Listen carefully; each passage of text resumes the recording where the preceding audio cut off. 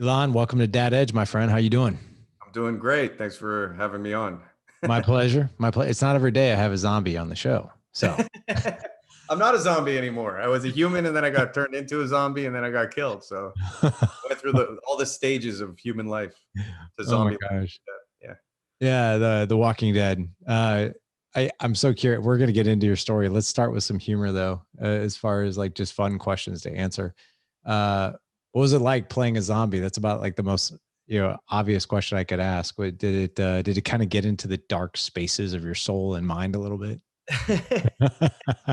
So it actually that was so my last day on set was the only day I got to be a zombie. Right. I don't know if I actually they told me I didn't become a full zombie. I was in transition because what Okay. happens is I get hit with like an arrow and then I become kind of like half dead. I'm like a half zombie, but I have no awareness. And so I had to eat people who I'd been working with. It was so awkward because they put like this bleach flavored blood and you gotta like bite it, it's squirting in your eyes, it's burning, and there's no way to not kind of get into character when you have all that makeup on. The blinding contacts that cover your entire field of you're blind. I'm falling downstairs, there's a stunt, and it's like so it's just ridiculous. The whole experience was, and then I have a funny story about this. The guy who plays Daryl, Norman Yeah. Reedus. So he stabs me. That's like my death on the shows. He stabs me in the neck, and they use like this wooden thing without a knife on the tip. They just use like the actual handle, and they CG in the knife. And so he comes behind me after I've eaten a few people, and he stabs me like bam right there. And he was like smashing me in the neck, and I was like, bro, like I'm gonna actually pass out if you keep doing this. He's like, sorry, dude, sorry. I was like, this last day on set is a real farewell to my character who literally just gets stabbed in the neck after eating a bunch of body parts. It was very interesting. See, those are the things that we don't see. It's like, dude, bro, like you don't have to be so brutal with. Even though I was eating like your friend, like you're so brutal, like with the wooden Yeah. knife there. Yeah. Some of these like scenes on the and on that show specifically, like they're in it. It's rough. Like, you know what I mean? Like the Andrew Lincoln does not mess around. He's all in every scene he was in. Like it was if it was a fight scene, he was eyeing you the whole day, like staring at you and like in character, and you're like, man, I just want to eat my lunch, bro. And he's like real method about everything. And then Yeah. when it's done, it's done. Like he's right back to being himself with you and like affectionate and just a super nice guy. But it's just Right. interesting to see that. But for the rest of for the day before, like you shoot that scene, like you are a flesh eating zombie that he's just gonna take out. Or if it's even just you're a human who has a fight scene with him, right? Like if Right. you have tension with him, he's gonna have tension with you the whole day. Like you're eating lunch, we're not shooting, he'll have tension with you. He'll like sit across from you and like stare at you or whatever that thing is. Like he'll be in character. So do you think, this is a dad show. So do you think this works out for dads as far as like, I'm just gonna eyeball you until you mess up again? So Come on, dude. I got a weird story about my dad that I could never figure out. Is he still does it till today? If there's like I'm eating over here and he's eating over here, and there's food on the table, shared food on the table, he will still eat off my plate. He'll be like looking at me and just like take the food off my plate. And I'm like, that is true dominance right there. Um, but I think he does it as a sign of affection to show like like I'm gonna eat your food. But it's just funny. It kind of reminded me of that when you're like, I'm just gonna eye you. Yeah, it's So I does. love you so much. You're gonna give me that steak, right? Well, your steak tastes better than the steak on the middle of the table because it's yours. Yeah. It's always somebody else's food that looks way better than yours. Mhm. So yeah. So yeah, I wanted to joke with you obviously about The Walking Dead because and I know you didn't spend obviously your entire time there, a flesh eating zombie, but I've never had somebody on the show who was a flesh eating zombie before. So this is kind of cool. Yeah. I've been a zombie. I've been a whole range of things on television. I've been like the most random futuristic soldier. I've been, cop, criminal, murderer. I was a rapist on one show. I seem to get like these gritty Yeah, parts. I don't man. know. It's like the tattoos and just type of frame I have. I do get a lot of the gritty, rough parts. I mean, as long as you weren't like a flesh eating zombie rapist, that would just be the darkest thing, probably. And then maybe a murderer on top of that. I don't know. The zombie is a murderer. I mean, he's out killing people. True. So this a murderous zombie, but no, not a murderous zombie rapist. I don't know if zombies actually rape. No, probably not. They just want to get to the brains, and that's how and then they just move on. But just for any of the audience that doesn't know you and all the work you've done, just give us a rundown of what you've done and what you've played, where the audience might have seen you in, and then I have a follow-up question for you after that.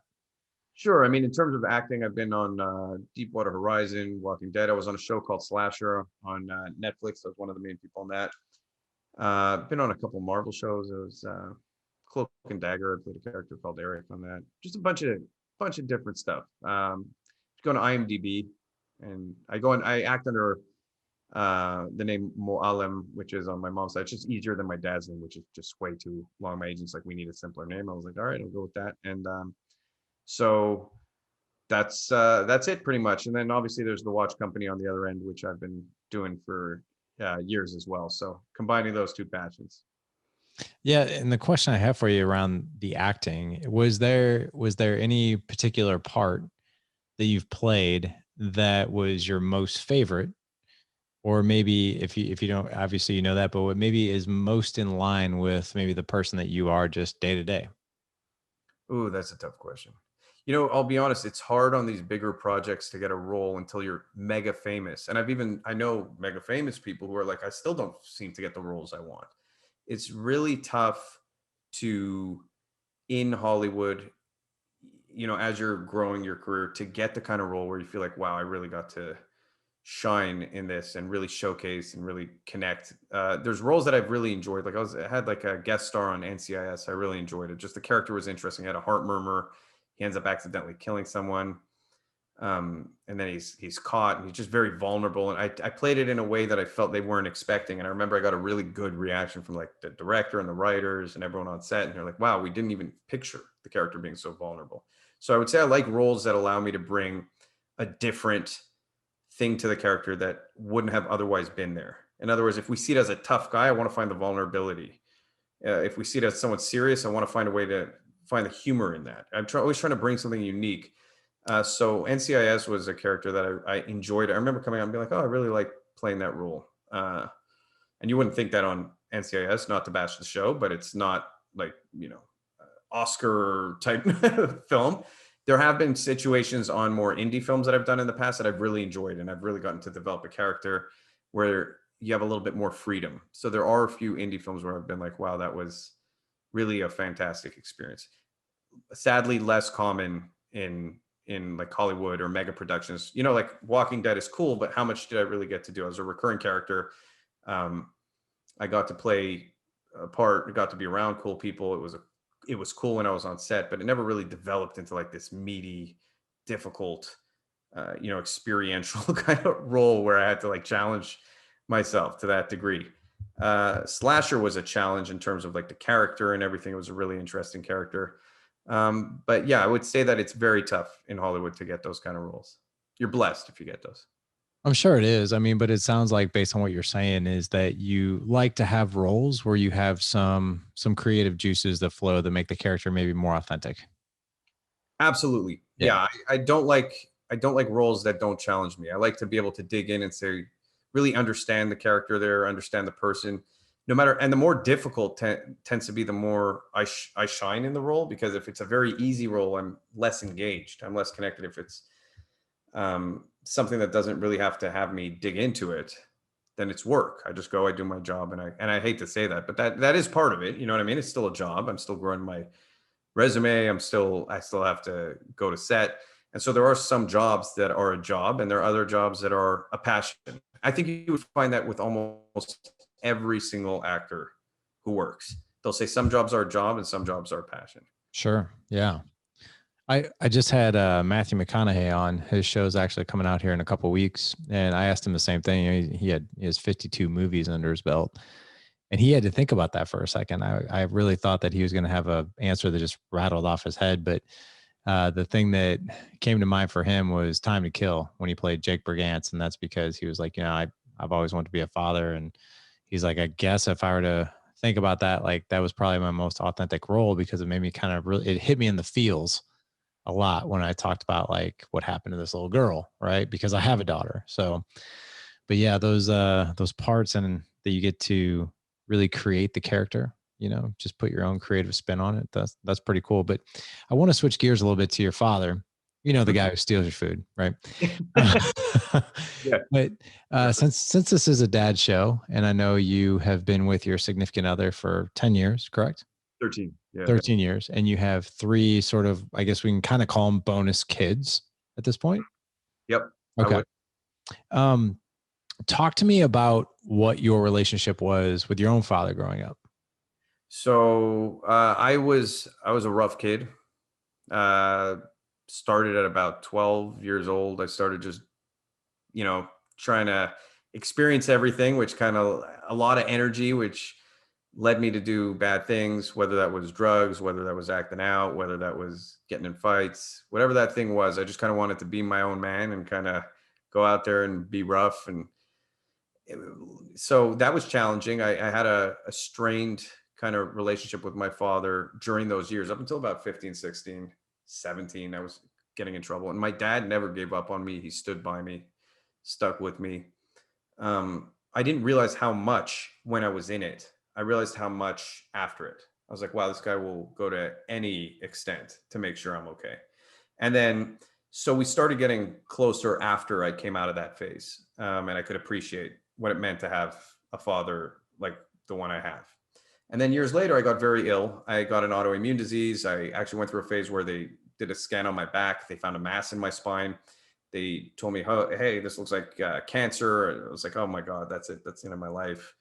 So you're like in your 20s and you have doctors telling you may have cancer in your spine. And then they did more tests and they found out it wasn't, that it was this autoimmune disease that's attacking my whole body. And again, my father was there for me. They told me there was a 5% chance that I'd be walking in a few months.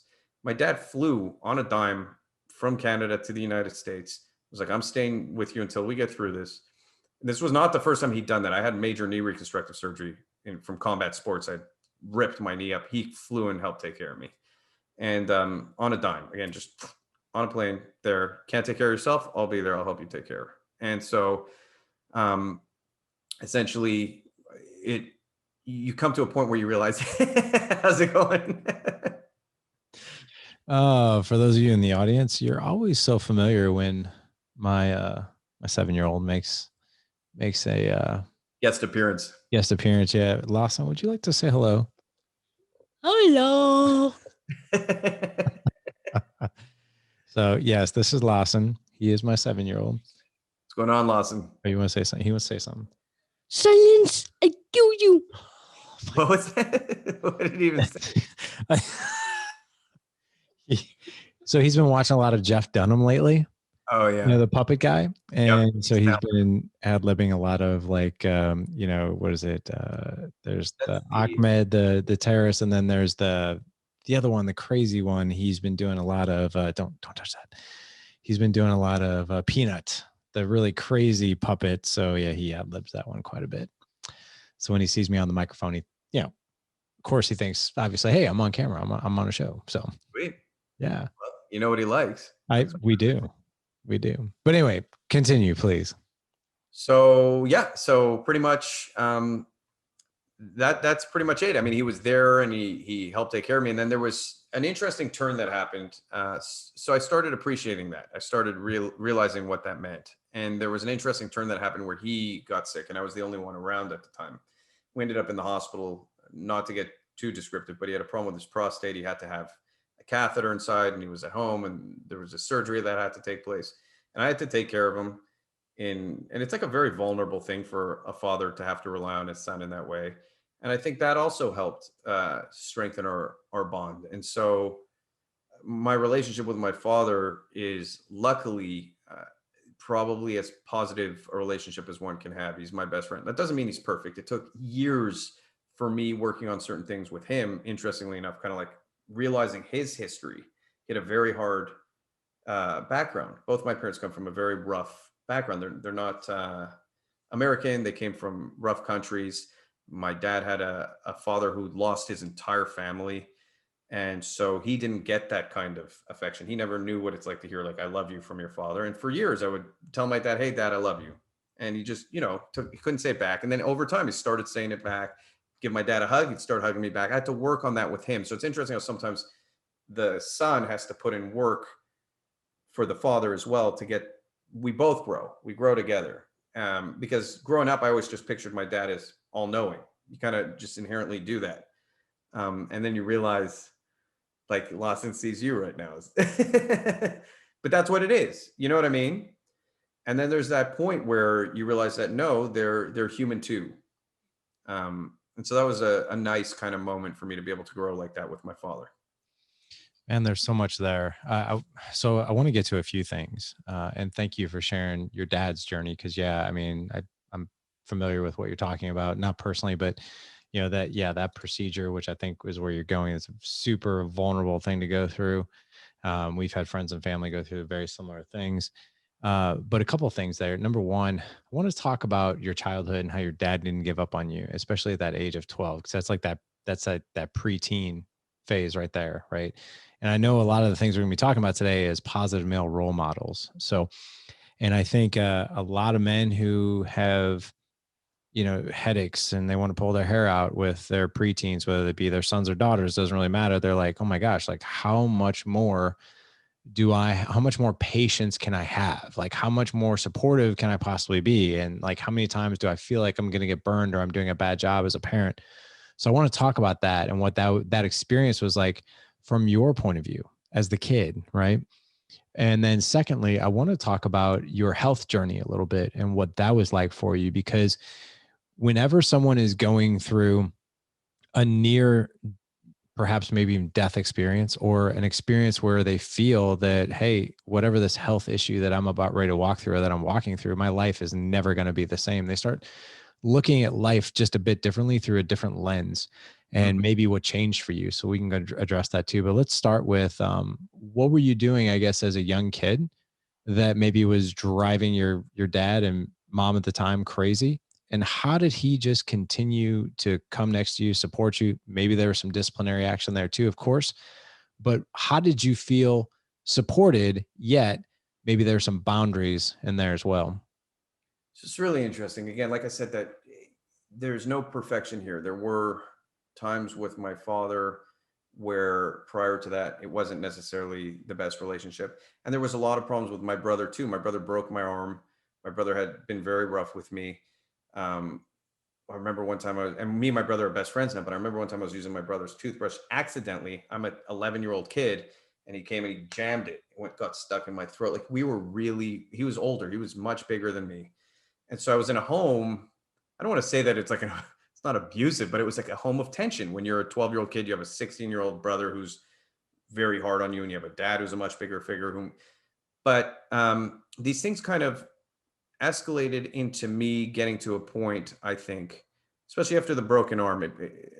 I mean, there's some stories here that are very, very personal, which I don't know if I would share necessarily, but and I don't want any judgment on my father when I say this. So I hesitate to even put this out into the universe. Very hard for me to talk about this because I see my dad as such a special person.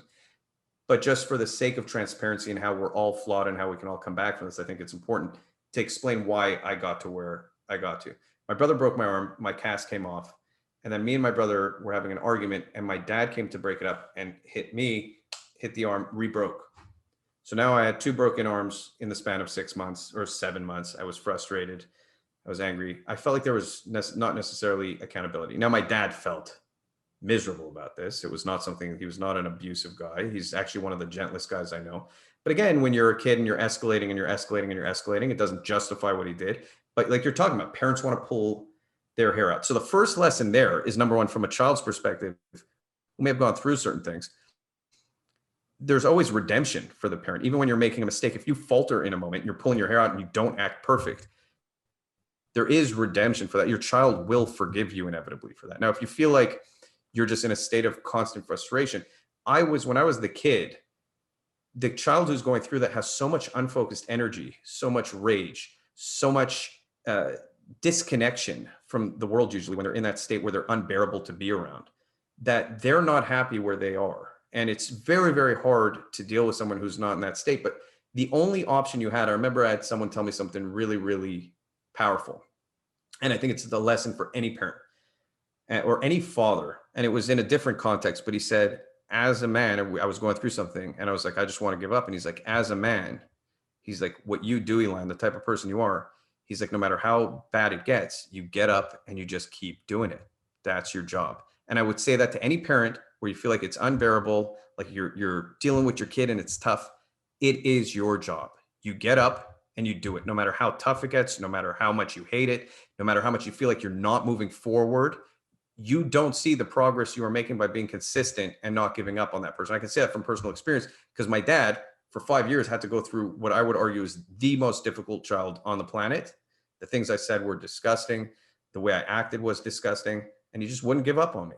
And at some point it clicks. At some point, the person you do not give up on will just be, all right, this person's never going to give up on me. And that's all you can do, I think. And so from the child's perspective, at first I couldn't see it. And I wanted to test. I had unfocused energy. This is a big subject for me. Rites of passage or something I feel so strongly about, because that would have helped take all of that unfocused energy and put it into something different. But in many ways, that was my rite of passage. And luckily I did have a positive male role model there to stand by me through all that. Again, not a perfect positive male role model. No one's perfect. I think we have to accept that. But someone who was doing their best and was still human and flawed, and that can cause a world of difference. I wouldn't be here. I wouldn't have done the things I've done. And I'm very proud of the life I've lived, but I do attribute that to having that male role model in my life. Yeah, it makes a huge difference. Even if it reminds me of that statement, 90% of being a father is just showing up. Mm-hmm. You know, I mean, and that just goes to show that it doesn't have to be perfect. And, I could probably feel the pain of your father for, that happening. Right. But as far as, you reference yourself as maybe this kid that was a bit tough to contain, right? You kind of, you did some things wrong, which what kid doesn't.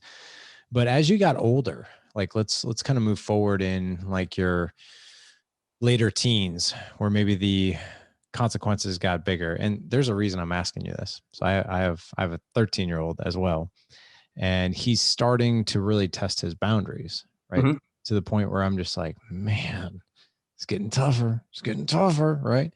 And the conversation I keep having with him is like, look, it's important that you learn these lessons now, and when I say these lessons, all kinds of lessons, because as you get older, the consequences and the stakes only get bigger. Mm-hmm. Things only get more dangerous. Like right now, you're fibbing about sneaking your Chromebook in your room at night so you can watch YouTube. I was like, and that's not that big of a deal. However, if you're fibbing about that, how do I trust you when you get behind the wheel of a car? Right. Mm-hmm. These trust factors, they kind of spill over. So as you were growing up, what was going on that caused maybe your dad to maybe want to pull his hair out from time to time, but you also felt supported? So there were key moments earlier on, like we're talking about 13, 14, where it starts off similar to that kind of thing, where it's a small act. And like you said, it does escalate into a bigger act. And so I never thought about the parent's perspective of how do I trust you with this? I just thought about myself and what I'm doing and kind of living my life. And I think oftentimes that's where a kid is at. And I think we get to a point where we're 13, 14, where we want to be our own man. We want to make our own choices. As crazy as it is to look back on that, you're a little child, but you do want to test the boundaries and have your own identity. I would say the way I felt supported the most was that anytime, no matter how bad I was to my father on a specific day, or no matter how bad I screwed up, there were times where he came at it from anger, but then he would reevaluate and come at it from a position of empathy, right? Which is trying to just take my side, trying to see it from my side of the table. Like, what has made you want to lie about that? What has made you want to go out and do this bad thing? What has made you not show up to school for a month? What has made you hang out with kids who are terrible kids, who we know are terrible kids?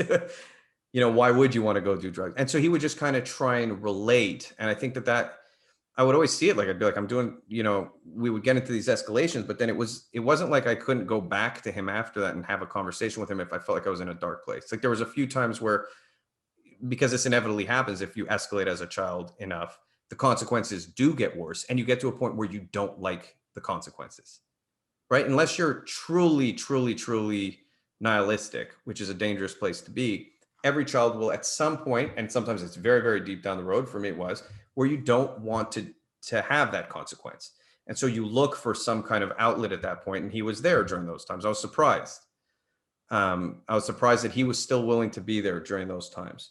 And so that made me feel supported. And I think just if I could give any tip to someone whose kid is going down kind of like an escalation of, I would say more rowdy, more willing to lie, willing to do these things, is number one, to try and relate to them, try and have them understand that you may have gone through the same thing, that it's not entirely not normal, but that you're still going to be there for them, that there's no screw up that they can do that's too big that you won't be their father anymore. And then to really try and just, like you said, stay a part of their life, keep showing up when it matters. And I think as long as you do that, that's the best you can do. But it's tough. I think it really comes down to when I hear a 13-year-old starting to act up and do these things, I think it's a rite of passage that they need to go through, and an understanding that those consequences escalate. Because as much as you tell your kid, hey, you're 13 now, you're lying about this, when you're 16 or 17 and you have 5 drinks and you go behind the wheel of your car, there's sometimes things you can't come back from. You know what I mean? Sometimes there's an action that is not reversible. And so how do you really get your kid to understand that? And you need a rite of passage. I'm a huge advocate for that. You need something that really hammers in that now there is true consequence for what you're doing. You want to be a man, now you are a man. Now you're responsible for the actions you take, and that comes with accountability. And you'll still be there and support them through it. So I think that's just something that's sorely lacking in society today. I mean, it sounds like your dad had this amazing gift of maybe being hard, but at the same time empathetic. And one thing we always say all the time is that empathy doesn't equal agreement. It just simply says, I see you, I get you, I know where you're at. So I feel where you're at. I don't agree with where you're at. However, let me guide you to where maybe things could be better.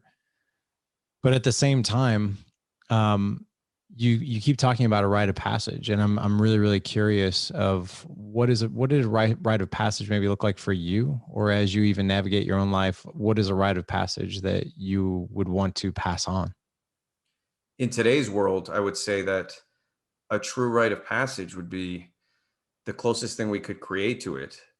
Be taking your kid out to like a camping trip, making them fend for themselves for a certain amount of time, making them really something extreme, something that really kind of puts them in a position to have to be responsible for themselves, responsible for their actions, and accountable for their actions, where they feel like there is no one else to depend on in those moments, to empower them. Because I think a lot of what someone does when they're young is trying to find that, right? A lot of kids are, like I said, you're trying to create an identity. It's really hard to create an identity when you have social media. You're no longer even going to school and interacting with kids as the world we're in nowadays. We're disconnected from each other. There's online bullying, there's online this. And we can even create our own little bubbles. And so you don't really, and everything is accessible to us like never before, right? We don't really take that to the full extent of what it actually means. Whereas if you were 500 years ago and you were growing up, by the time you were 13, you had to be able to literally farm and take care of yourself. God forbid something happened to your parent, you would be able to survive. You would have to be able to survive. And so that empowers someone when they go through that. And it makes them want to be, I believe, when a kid goes through that, it makes them want to be more accountable and take more responsible actions. So for me, what would a rite of passage be? I think when I was 12, 13, 14, and I was testing these boundaries and doing all that, I think I was creating it for myself because I didn't have it, right? There was no system in place that said, you have to go out and do this and fend for yourself and become a man. So I was like, what does it mean to be a man? Okay, well, that to me, being a man at that time meant being rough, doing drugs, not going to school. That's what I identified as being a man, because I didn't have someone tell me what it meant. And I think that's not even my father's fault. There's just no system in place in Western civilization to do that for young men nowadays. And so my dream would be to see a program set up in all schools. You're hitting 12, 13. There's some kind of trip that they take you on, or there's some kind of thing, whether it's martial arts from a young age, and then you really have to test yourself in martial arts. It's a huge rite of passage, martial arts. There's got to be something that makes you self-accountable at a very young age for men. We go through like this shift, right? We're 12 years old or 11 years old. We hit puberty. All of a sudden we have a ton of hormones. We can't control ourselves. We grow massively. We get all this power and all this strength. We get all this energy. And if that does not have a focus, it can be a wonderful thing. It can be the greatest thing in the world. But if it doesn't have a focus, it can be unbelievably destructive. And so it's a tough question to answer. It's something I constantly think about is what is the rite of passage in 2021 for young men? I took my 2 oldest boys on a rite of passage trip, and we hiked up a 14er in Colorado. It took us 12 hours round trip, and it was no joke. It was very hard. And there's a part of me that's like, man, am I crazy? Like taking an 11-year-old up this 14,000 foot mountain. Now I make it sound worse than it was. It was a hike, right? It was a trail, but it was, you still, you're climbing. Yeah. You're climbing, about 3,200 feet of altitude. You started about 11,000, work your way up to 14,000. But every trip that every evolution that every bit of elevation that we went up, there were very purposeful and intentional pauses on the way up there. And when we got to the top, the mountain was to represent, this is the end of your climb as a young boy. And you're at the peak of being a young boy. And now you descend and you start to enter into manhood. That's the way down the mountain, or I would say even more up the mountain. But when we got to the top of this mountain, I read them a letter, and it was the 7 pillars of becoming from a boy to a man. And it was extremely special. And it was really hard. I mean, it was especially for my 11-year-old. When we got up there, he was, I read him this letter, he was crying. But here's one thing: you talk about self-reliance and a father wanting to protect and provide and all these things. Something happened on the rite of passage with my 11-year-old, and he was getting really tired, and he was kind of getting dehydrated, and he was worrying me. And we were about 3/4 of the way up the mountain. And it was one of those, it was a point in the hike where if we turned around, it was the same amount of time that if we kept going. Yep.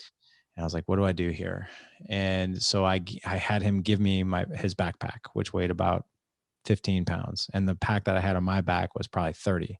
So I'm holding like 45 pounds. I had one backpack on, then another one on. And he fought me on it, man. He's like, no, I got this, man. I got this. Like, just let me take it. I'm like, no, you're getting tired. And finally I had to get stern with him. And I pointed at him and I was like, you are not carrying this any further.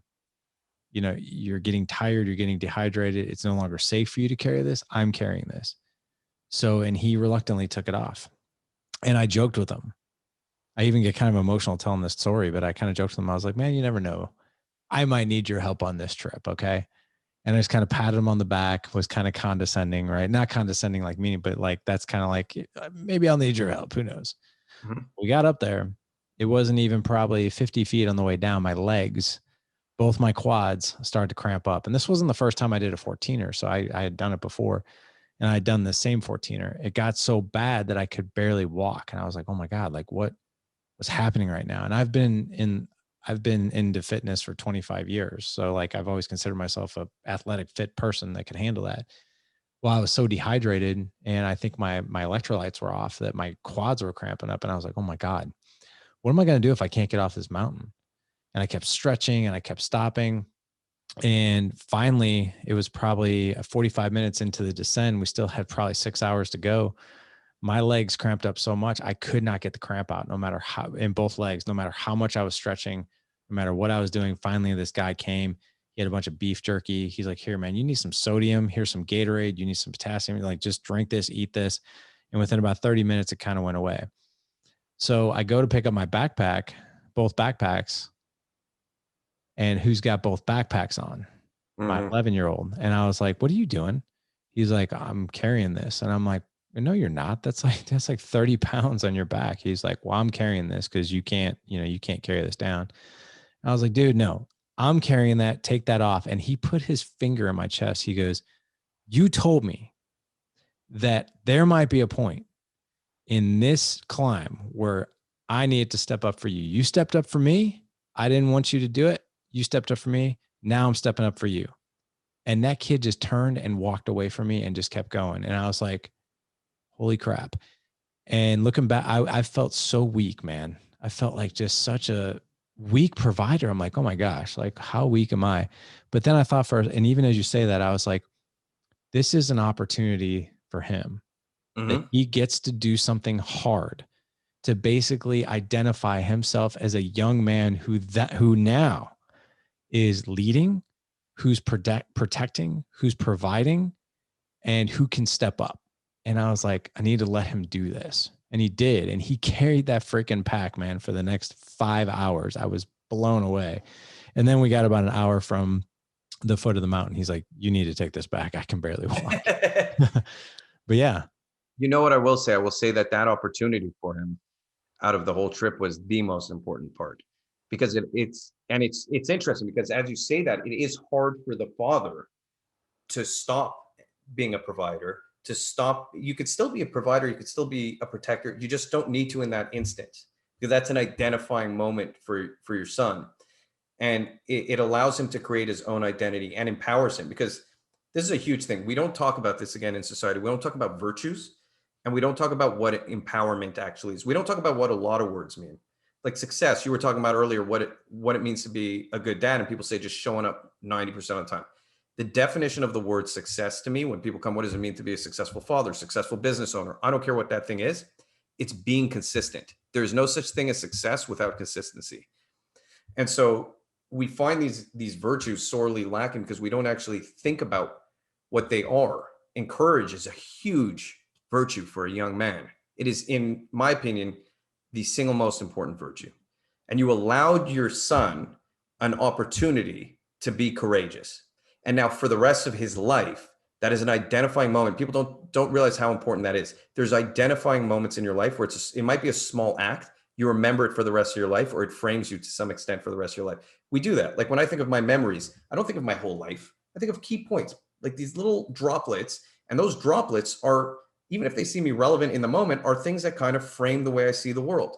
And so your son now forever has a moment where he was able to interface with reality, be courageous, and step up. And at 11 years old, knows that he can take charge if he needs to. I think that's such an important lesson in a young man's life. And it'll allow him to be a leader in the future, which is a really nice thing.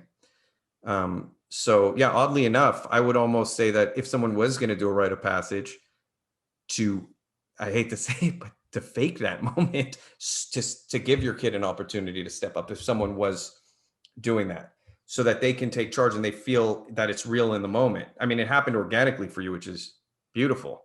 It's not always going to happen that way. You might have walked down and it might have been a good trip, but that was a real defining moment for him. So yeah, I was very touched by your story when you said it. It's just something nice to hear. It didn't feel nice in the moment because I got to tell you, I was like, holy crap, man. I can just see the freaking choppers having to like come up and get me.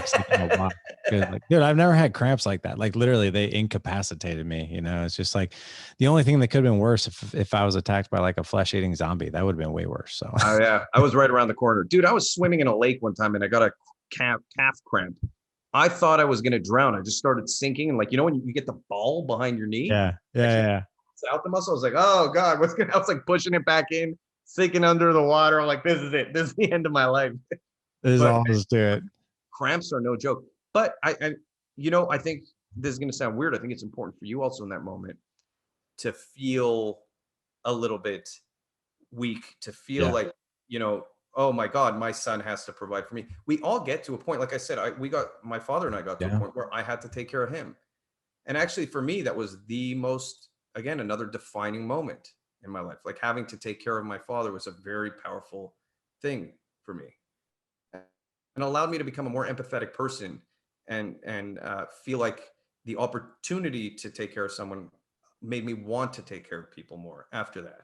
Yeah, man, it really does. I mean, especially someone like your father, it definitely makes you more empathetic because you, as a kid, you look at those guys like, oh man, they're like superheroes. Like they're impenetrable, right? So but I want to hear about your health scare and what exactly happened. And I'm curious to know what was the change in your perception of literally what the meaning of life is for you? Huge changes. So you go from kind of feeling invincible. I was a combat sports athlete. I'm still am black belt in Brazilian Jiu-Jitsu, 25 years, Muay Thai, Filipino martial arts, like, very much into combat sports. Like I said, I was rowdy. Eventually that got turned into focused energy where I put it into athletics.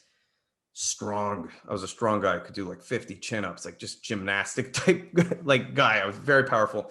And so I identified, my entire identity was around these things, right? You talk to a pro athlete and when they stop playing sports, they lose their identity because they identify with what they're doing, not who they are. And so I'd been living my life, and then all of a sudden you start having these problems, and it kind of kicks in out of nowhere, and you never believed you could get sick.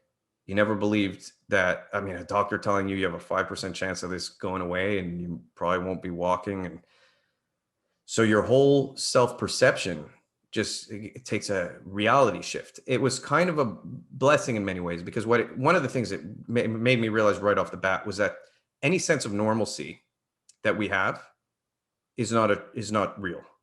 It's all fleeting. Everything is fleeting. Everything is temporary. The good, the bad, all of it. And I had to really come to terms with that and accept that. My own mortality.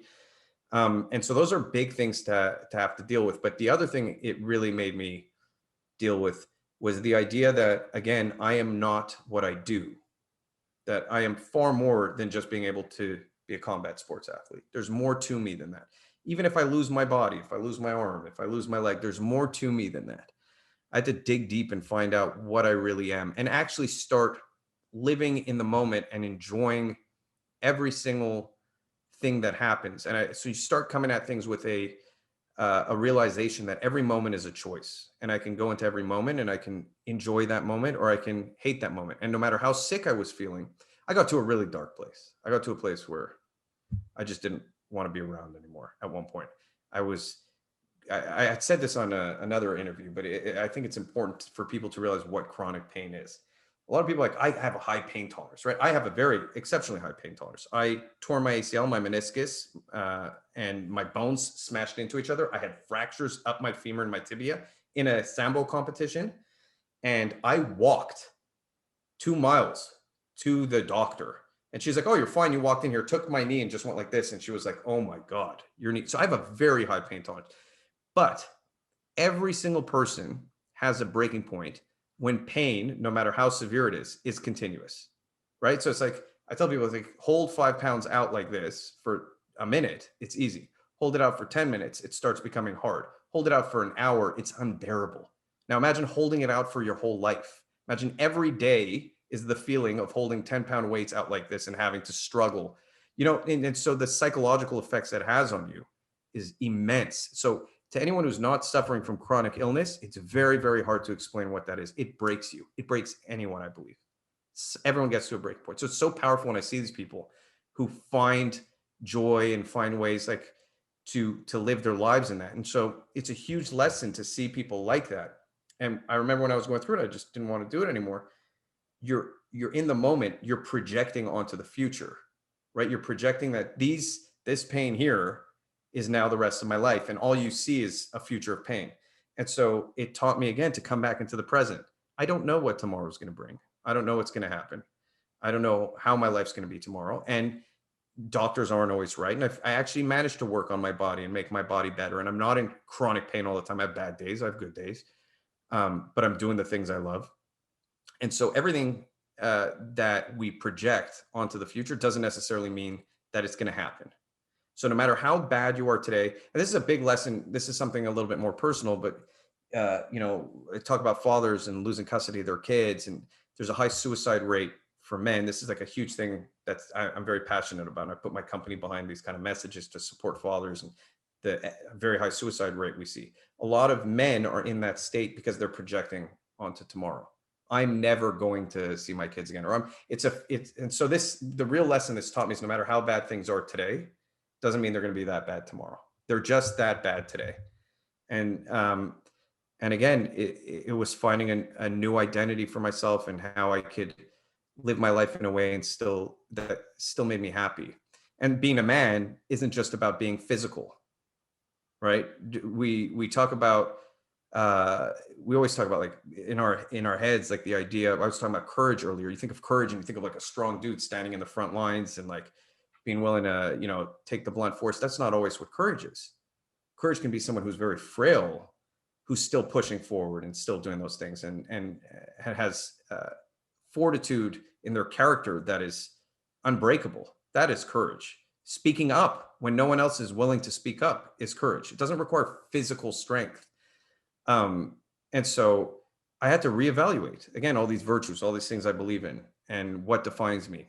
And so I was able to come to a place where I really came to terms with just a lot of things. And again, it's like a wave, I'm not going to lie and say that I stick by these virtues all the time, and these things that I discovered in kind of these moments of enlightenment, that they stick with me, but I keep trying to remind myself of them. I keep trying to go back there.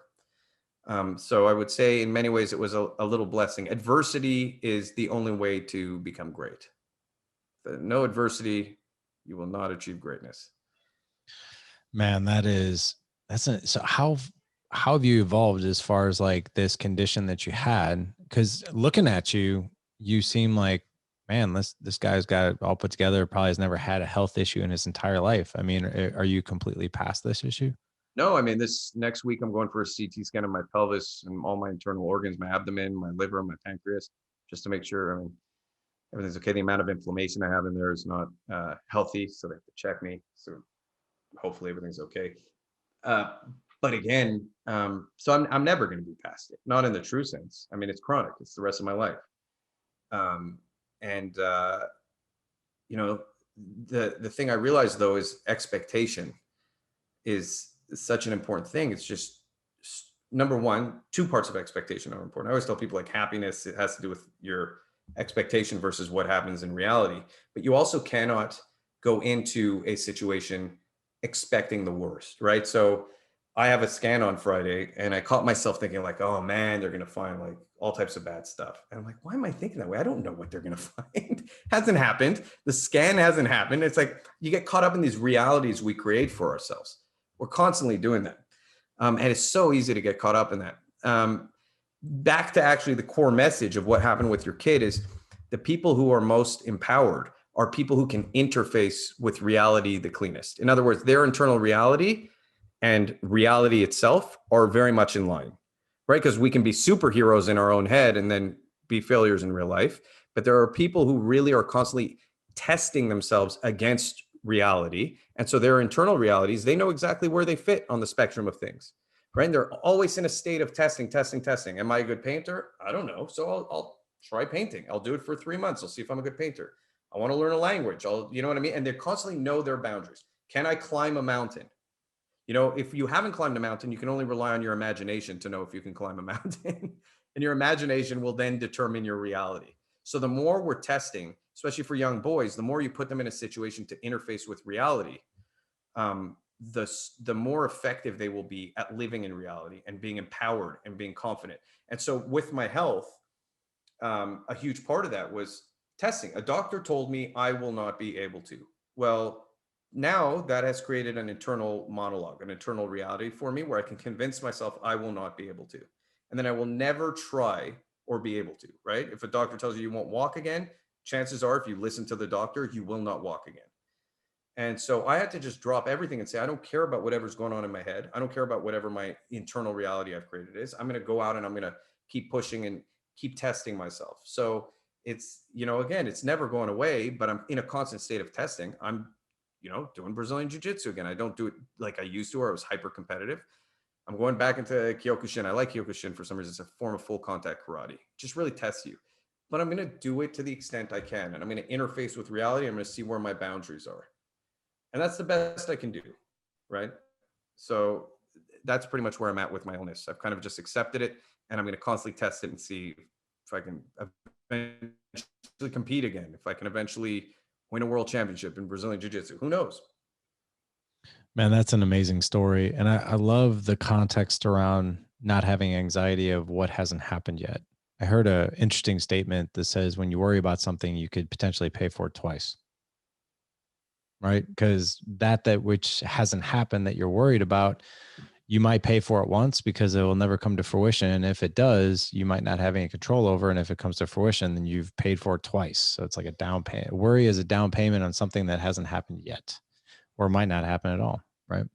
So a great exercise I do for myself is I actually make a list. I break it off into like two columns: fear and passion. And this is all about action. I think everything has to do with action. So on the fear side, I write down all the things I'm scared of. And I try and get as specific as possible. I start off broad, and as I get broad, I kind of narrow it down and I get really specific. So I'm scared that the doctors might find cancer next Friday, let's say, right? That's a fear. Now, is that an actionable thing? No, it is not. There is nothing I can do about the upcoming test results. What do I have control over? I have control over how I deal with the results when they come out and what I do for my body moving forward. And so I try and take all my fears. And so passion is a very similar thing. I write all my passions on what do I have control over, what's actionable. And I try and only put my efforts and energy into things that are actionable. If I cannot affect this thing, why am I spending a moment's thought on it? And I find a lot of fear-based things. 99.999% of things that are fear-based are non-actionable things. They're in the ether, right? They're usually future-based, and we can't affect them, and we spend all our time thinking about them, and they end up consuming our lives. Whereas if we just took all that energy and put it into things we actually have control over, I have control over how I eat today. I have control over if I go for a jog today. I have control over what I do with my body. So whatever the results, and then God forbid it is cancer, it's going to be cancer either way. And then I can go choose what I'm going to do there. Now I'm action driven again. I can do chemotherapy. I can do this. God forbid, whatever that thing is. But to start, anticipating an end result before it's even happened is a complete useless waste of time that, like you said, I would say it's more than a down payment. It actually is often worse than when we get the negative result that we might have been fearful of. Like the living with that until it happens is sometimes worse. I've seen people fearful of something, it happens, and then they're almost freed by the fear of wondering if it will happen. The wondering was worse than the result that they didn't want. It's fascinating. That makes total sense. And in fact, I think all of us have experience with that very thing, right? That like, if I just know either way, like it doesn't really matter at this point. I just need to know. So I get that. We started this show with what it means to be a positive male role model and why that's important. I think you really illustrated that incredibly with your own father and how he was just this tremendous, imperfect human being. But at the same time, he was also empathetic and he didn't give up on you. So I think that's a really strong message for our guys out there, whether you're dealing with a teen that you might be pulling your hair out right now.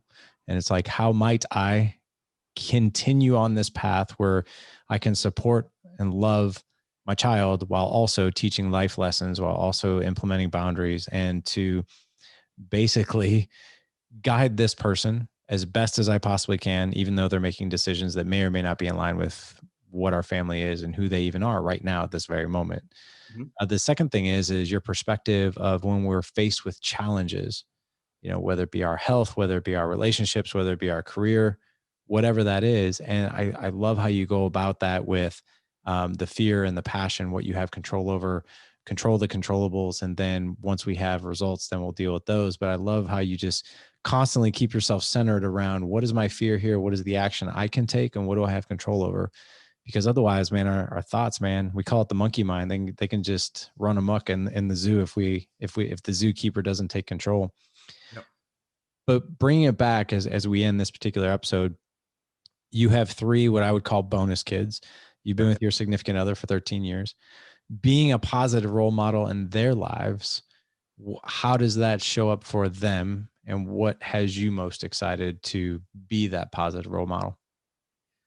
Well, I'll be honest with you. I mean, it's going into this, she had 3 kids. I never saw it as a negative.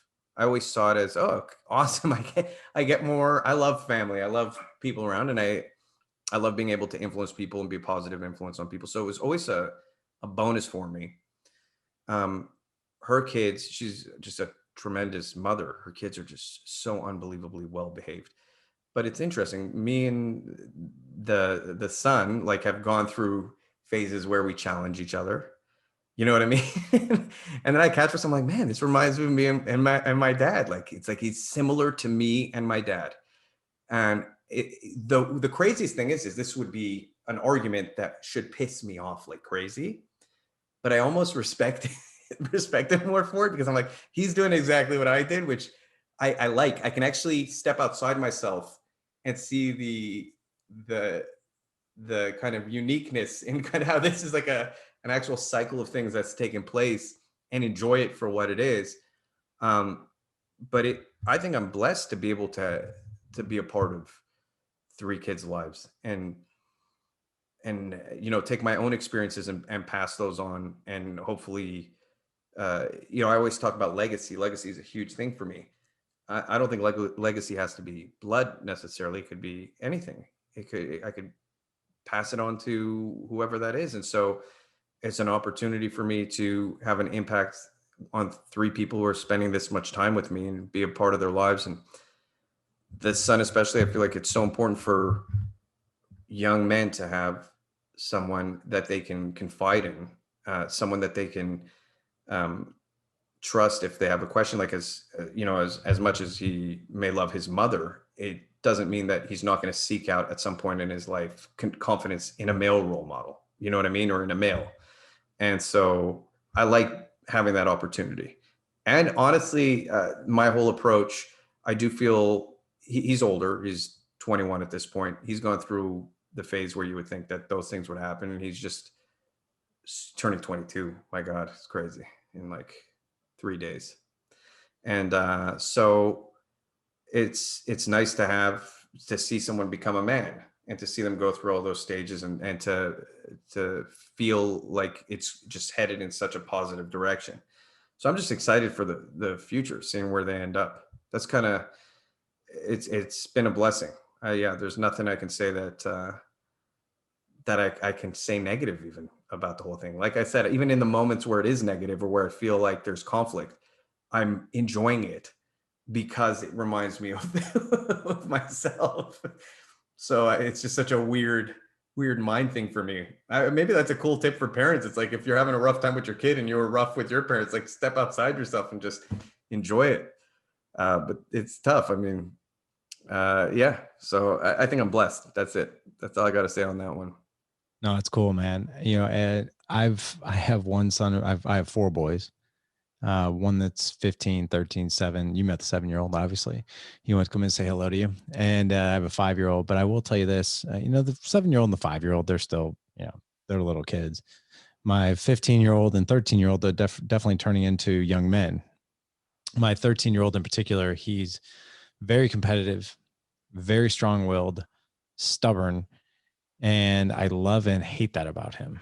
I don't hate him, but I love and hate that trait. Because, like, I love it. First of all, I dislike it, because at times I'm like, oh my, will you just come on, man? Like, 2 + 2 = 4. Like, why did you think this was a good idea? My God. Right? Yeah. It's like, logic. Did I just hit a sensitive string there? No, because there's times where I literally have these arguments where I'm like, what are you arguing with me for? Yeah. Just accept it. It is fact. Yeah. It is fact. Stop trying to argue with me. Right. It just is what it is, man. But at the same time, I love that about him, because he sticks up for what he believes in. Mm-hmm. He's stubborn and stoic to his advantage, I would say, in a lot of cases. And I always tell him, say, man, look, this is, we need to course correct some of these behaviors, right? But at the same time, I do appreciate your mindset, because I'll give you a perfect example, a really quick story here. My son was in 5th grade. He's in 7th grade now, and he was, quote unquote, dating. That doesn't even mean anything in 5th grade. It was just a label. This really pretty girl that every boy in his entire grade wanted to date. And he came home from school one day, and I'm like, hey man, I was like, I won't say her name. How's so-and-so? He's like, oh, we broke up. And he's very, like, chill. Like, he's not dramatic. He won't give you a lot of details. Like, really? Who broke up with her? And he's like, I broke up with her. I was like, wow, that's a kind of a big move. Doesn't, like, every guy want to date her, quote unquote, date her? He's like, yeah. I was like, well, what happened? He goes, Well, she kicked one of my friends in the balls at recess. And I go, like, it gets way better. And I, I look at him, I was like, what does that have to do with you? He goes, 5th grade. He goes, I don't need that in my life. I was like, dude, that's what I'm talking about. That's how that type of persona will serve him. I think it'll serve him in a big way. Well, But I man, believe, sorry, I believe go that ahead. stubbornness is an actual very powerful trait when applied properly. But I agree. Yeah, I agree. You know, you can be, you don't want to be the nice guy. You don't want to be the yes man, right? You don't want to be the people pleaser. That's something I actually have to coach, I think, out of my oldest. He doesn't want to make waves, doesn't want to make ripples. And I'm now teaching him, like, it's okay for you to say no. It's okay for you to go against the grain. If you don't agree with how a girl's treating you, it's okay to be like, I don't like that, versus like, no, I just want to make her happy. Don't be that guy either, right? So I think that's really important. But man, this has been awesome. I've really enjoyed this. Obviously, you've had quite a journey ever since you were a kid up until now. In acting, you own a watch company as well. You've got all kinds of things that are happening for you, which is truly amazing.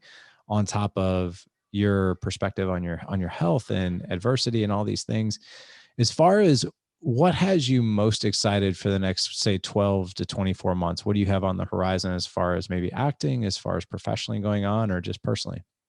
I filmed a couple of shows. COVID was stopped everything, but then once it started opening up, I filmed 2 shows, and things are going well in acting. Things are going well with my company. I don't know if you saw our "What Is a Man" video that we put out, but it really touches on all these things. So I'm very passionate about that stuff with the company, and I'm glad that we've had the opportunity to put out those messages and that we've had a positive response. I felt like it was taking a risk when we did it, and I was quite scared because I have to lose my company, then I can't provide. And so I'm just excited you know what I'm really excited about? I'm excited to kind of build my voice and to be able to put stuff out in the world. We're doing a slate of 10 films that stand behind the beliefs that we have, and we're unashamed. We're just going for it. And it touches on a lot of these subjects that are a little bit more taboo nowadays. Sadly, I don't know why, but so that's what we're doing. So I'm glad for those opportunities. That's amazing. Sorry. That's all right. It's other reactions. What happened? It's the life of four boys. I literally looked over because I saw somebody coming up the stairs, because my studio is like literally right here. I have glass doors, and the one we were talking about, my 13-year-old came walking upstairs without pants on. And I joke all the time on this podcast. I say things out loud to these human beings that I would say like at a drunk fraternity house, like, dude, like, put some pants on. Yeah. Right. So, but yeah, that's awesome. Real quick, I know we didn't get to it, but I want you to close out here with what you did with the Gillette commercial. So it wasn't just the Gillette commercial. I felt that there was a kind of building narrative of, very divisive kind of language toward men. And I feel like this has continued to escalate. It's not like it ended with the Gillette thing or it started with the Gillette thing. The Gillette thing was kind of the straw that broke the camel's back at the time, because Gillette had been a traditionally pro-male or pro-masculine product, and it was built on that. Foundation of the company is built on that. And then they really just put out this ad about masculinity being toxic, and I don't want to get into it too much, but they said some men aren't this way. And so it's like, you know what, these type of narratives and this rhetoric is not going to help men. It's not going to help women. And it was bigger than that. It was happening with politics. It was happening with media. It's happening in film.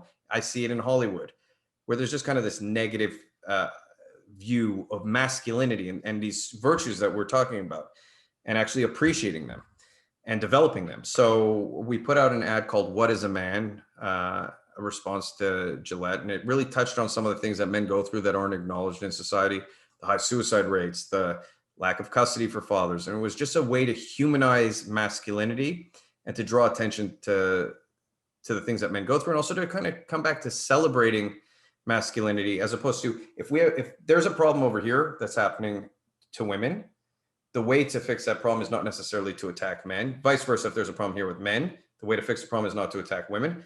Let's celebrate, let's look for the good in both, and let's lift both up together. And that's and humanize both. No one's perfect. Again, like I said, I went through this whole thing with my father, not perfect. We can lift each other up. And so that's a big part of my company. We did it with police also in the middle of the defund police movement. We put out a very humanizing message for police just to kind of get some normalcy back into the equation, as opposed to divisiveness and escalation of negativity. And the masculinity thing for me is arguably the most important. It's something I feel very, very, very, very strongly about. And not to get overly political about it, but I do feel like the rhetoric we have nowadays is extremely damaging to young boys. It disengages boys from their core identity and being in touch with their masculinity. And again, the problem in society is not too much masculinity, as people will have you believe, but a lack of positive masculinity in households. We see a lot of these problems coming from fatherless households, where kids seek out those kind of role models and they find them in the worst places, whether those are gangs, whatever that thing is. They start looking for those rites of passage and those positive male role models because they don't have them in the home. We need more positive male role models in the home. And so I'm very passionate about it. I've used my company, my watch company, for that, to try and put out that message, just because we have a lot of followers. And so that went very viral, that video. Yes, it did. Yes, it did. I don't, and I think a lot of people, I don't know if a lot of people know that you were obviously behind that, which I think is super cool. We're going to have a link in the show notes for that video. And we'll actually have a link in the show notes for all your handles on social media and all that. What's the easiest way that guys can find you? Actually, the easiest way, I've kind of disengaged. It's so bad, but I've disengaged from social media. I'm barely on it anymore. But I am on, I guess like the best place to find me would be on Instagram. I have two accounts, one under my acting name, the Ilan _Muallem, and then my dad's name, which is the craziest last name ever, which is Srulovich. So SRULOVICZ, which is just crazy. So Ilan _Srulovich. But I'll give you both of them if you want to put them in the link. The easiest way to find me is honestly to keep up with our Eggard YouTube channel, because we put out all our content from there, and we have the Eggard podcast that we're doing now from there, where we try and bring attention to, I interview police, people like yourself. And so that's the best place. The Eggard YouTube channel is the best place to keep up with what we're doing. Awesome. Well, guys, not to worry. We're going to have all the links in the show notes for you. For this particular show, all you have to do is go to gooddadproject.com/Thursday260. Again, gooddadproject.com/Thursday260. Ilan, this was great, man. This was a lot of fun. It was really cool, actually, just chit-chatting with you, getting to know, obviously, the pearls of what your dad taught you, how he supported you. He was empathetic, but also gave you guardrails, as we would call it, along with your health journey and some of the complexities there, and then what it means to be a masculine man in today's world. So appreciate you coming on, man. Thank you, brother. You bet.